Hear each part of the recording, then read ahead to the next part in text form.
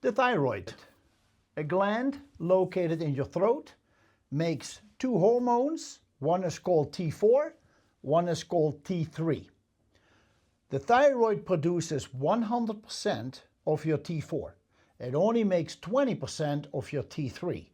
The rest of your T3 is made by T4 converting into T3. If you are suffering from symptoms such as fatigue, apathy, weight gain, depression, low libido, headaches, migraines, cold hands and feet, tingling hands and feet, PMS issues, brittle nails, insomnia, carpal tunnel. These are all symptoms that are directly related to what we call a low thyroid. Now there is also a hyperthyroid or overactive thyroid, but it is more rare than the low thyroid. And I believe most people are dealing more with low thyroid. So let's talk about that. You want to understand your T4 and your T3 production. So it is important to do a blood test. You do the blood test not on the T4 and the T3, but actually on the free T4 and the free T3. The way I like to explain it is the gland makes the hormones. These hormones now need to go into your bloodstream. So let's say the bloodstream is like a freeway, and Los Angeles freeway, 6 lanes on each side. Traffic is going back and forth. Everybody's trying to get home or go to work. And you need to go on the on-ramp to merge with traffic. Nobody cares. You got to time yourself speed-wise and when to enter at the right time. Otherwise, if you time it wrong, you get run over. So the free T4 and the free T3 are those thyroid hormones that perfectly blended in with traffic and are now delivering for us. The other ones are kind of gone.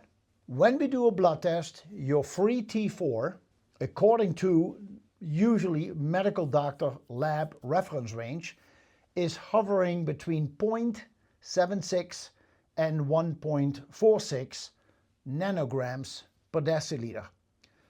My suggestion is that you move actually a little higher. You go more from a 1.3, 1.5 to about a 1.8. That would be a much healthier range for your free T4. As far as the free T3 is concerned, it's measured in picograms per milliliter. On a regular blood test, that reference range is usually somewhere between 2.18 and about 3.82.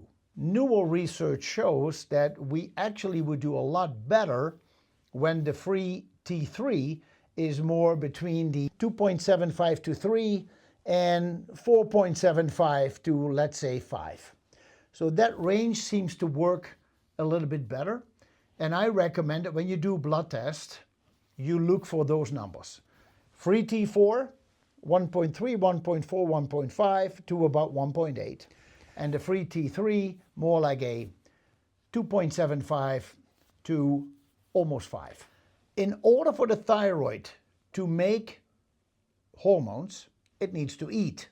The food that the thyroid needs is actually iodine. Iodine is a mineral, and it's the food for the thyroid. So iodine is number one. Number two, to make sure that the iodine gets actually into the thyroid, we use an amino acid called L-tyrosine. L-tyrosine helps to pull the iodine into the thyroid. It helps to burn body fat. It reduces cravings for food, in case we have that, and it helps the brain to produce dopamine and epinephrine, norepinephrine, which are neurotransmitters to lift our mood. The third food for the thyroid is a trace mineral, selenium. Now, selenium's job is actually to convert T4 to T3. If that is a sluggish conversion, so there is a way to calculate this, but if that is a sluggish conversion, by taking some selenium in a supplement form, anywhere between 200 microgram and 600 microgram, or eating some Brazil nuts, if you prefer, there's also rich in selenium, you will actually notice that your T3 starts to pick up. So when I have looked at people's blood test and I see that the T4 is weak and the T3 looks weak, I use a little calculation, find out if the ratio is good, and then we say we need to lift the T4 or we need to lift the T3. So we need to lift the T4, probably more iodine, maybe more L-tyrosine. If you need to lift the T3, probably some more selenium. So we understand now food goes in the thyroid produces hormones. End of story. Not really. There is another player, and that is the pituitary in the brain. The pituitary makes roughly 8 hormones. One of those hormones is called Thyroid Stimulating Hormone, or TSH. So the TSH is very important because it helps the thyroid to stimulate the thyroid to produce the T4 and the T3. But now we need to do a blood test on this TSH. So the TSH is roughly like this. You take a pencil, and on one side is your thyroid, and on one side is the TSH. So the thyroid needs to get food in, iodine, tyrosine, selenium. And if you do not get enough food, what happens is the thyroid becomes weak. And what happens to your TSH? It actually goes up. So we need to do a blood test to understand the TSH. When the TSH is elevated, that means your thyroid is low. Now, the problem is that when you go to a medical doctor, do a blood test, they say your TSH is normal between about 0.55 all the way to 4.82, sometimes even 5.2, but let's say roughly 0.55 to about 5 nanograms per deciliter. But more new research actually suggests that we should be between 0.3 on the TSH, 0.3 and 2.0. So if we take this again, the medical profession says you're normal between 0.5 and about 5.0. Newer research says you're healthier between 0.3 and about 2.0. So now you wiggle this way. This is where you're normal. This is where your thyroid is. But if your TSH is up more, then it indicates your thyroid is even lower. And I think personally, and I think there's a bunch of doctors that agree with me, if your TSH is between, let's say, 2.0 and 5.0, you start having more symptoms of a low thyroid that I just mentioned. So if you check those 3, that already be a great start. Sadly, most doctors only check your TSH, and it is not really giving us a complete picture of the thyroid, because we also need to know if you make a good T4 and a good T3. 2 more tests. The next test is for your thyroid antibodies. You check for antibodies when there is any suspicion that your low thyroid is caused by perhaps an autoimmune disease. An autoimmune disease, and there is a whole bunch of them, there is like 80 of them or so. Multiple sclerosis and Parkinson's and scleroderma and vitiligo and Sjögren's and rheumatoid arthritis. These are all what we call autoimmune diseases. When you have an autoimmune disease, this is kind of how I like to explain it. Let's say something is going down your digestive system, comes into the small intestine, colon, and there is some more perforation in the colon. So instead of having supplements, having food particles that are broken down in your digestion, go into the bloodstream from the intestines with the help of good bacteria, and now go to the liver, where they can be sent to the rest of the body, the holes have gotten bigger in the intestines. So now instead of having only microparticles go in, larger particles go in. And the way I like to explain it, again, maybe kind of silly, but I look at it now as an allergen that is like a foreigner in a strange country, doesn't speak the language, didn't bring any cash, and it's getting hungry by 6 p.m. So it wants to eat. Well, it's going to eat tissue that is close by. So let's say it is close to the thyroid. It starts to eat away at the thyroid, and as it's getting really hungry, it eats, but some spill in the bloodstream. Your immune system sees these little crumbs coming down and it says, I gotta get rid of this. So the immune system produces antibodies. Antibodies look like little Pac-Man in the video game that you remember from the past. And they start eating up these crumbs, and they do a great job. So the antibodies are actually part of your immune system. But these crumbs keep coming. So the immune system says, guys, I want you to go find the source, follow the trail, like Hansel and Gretel, find the source, destroy it. So these Pac-Man are now going up to the thyroid. They start to attack your thyroid. Well, what's the thyroid supposed to do? It's trying to fight them off. It says, hey, we're on the same team. Let's do this together. So the thyroid is now fighting for its own survival.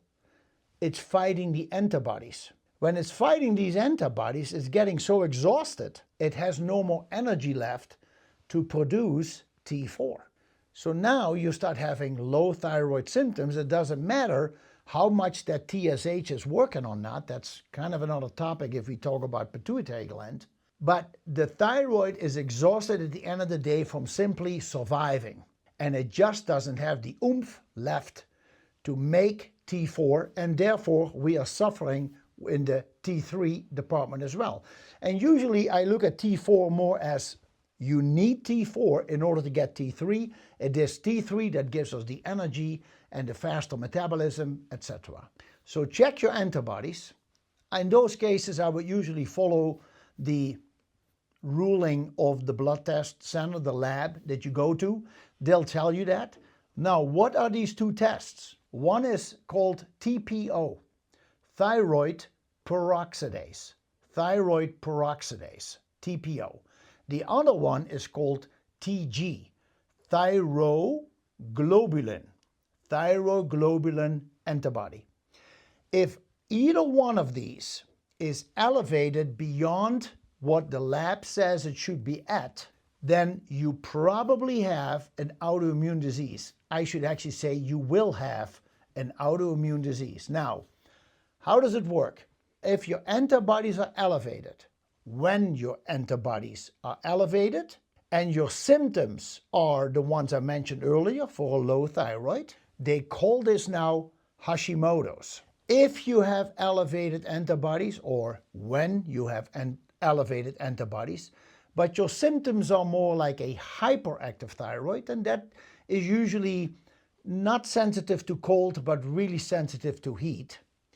Hair loss, usually chances of bulging eyes, you always look like surprised. Maybe a goiter, probably a goiter. Rapid weight loss, more anxiety. Those are not happy symptoms either. This is definitely a problem. But if you have those, we call it now Graves' disease. So when your thyroid is not working properly and it's caused by an autoimmune disease, we need to treat it differently, usually with some adjustments in diet, trying to relieve some of the stress, and we also may have to look at balancing hormones. But the antibodies is a bigger problem than just not having antibody problems and simply remedying it with an iodine and a tyrosine and a selenium.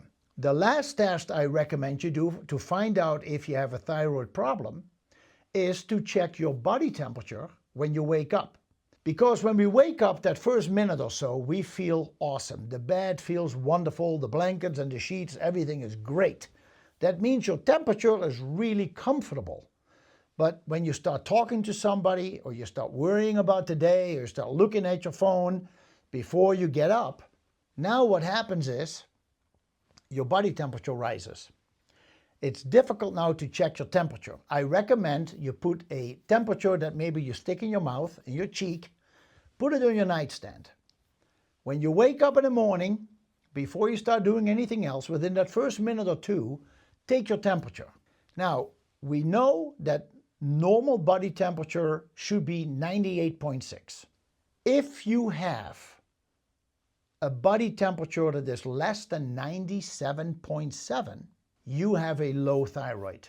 So the way you do this is not just one day, because that could be a fluke, it may be a mistake, whatever.